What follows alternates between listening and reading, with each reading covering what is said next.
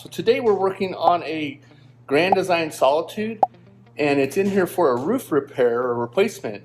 So what I wanted to show you was some damages that are hidden damages that the customer didn't know he was experiencing. Okay, so we're actually looking where a tree branch had torn the rubber roof membrane, and this tears pretty far down, as you can see here. But if you notice, you see the dirt underneath of that tear, and as we come back further to here, you know, there's no tear from here all the way down. So we're always talking about the belt line molding that's attached here. It's been removed. That usually holds the rubber membrane down to the sidewall of the roof.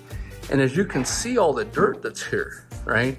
The dirt has ran down, and all this water has ran down past this, behind the molding where there was no putty tape installed from the manufacturer.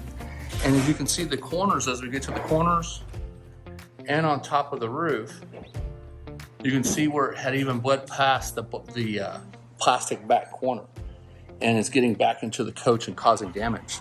So I want to really make sure that you guys pay special attention to the sealant that's usually right here, that's across the top edge of that.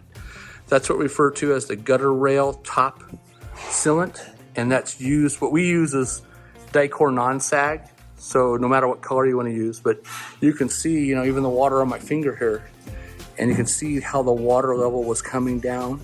This also will rust and damage your screws. The water can travel through the screw, get into the sidewall, and come down the sidewall and cause delamination, or even actually run through the aluminum channel in the wall and run straight down to the floor line itself and cause damage to the floor.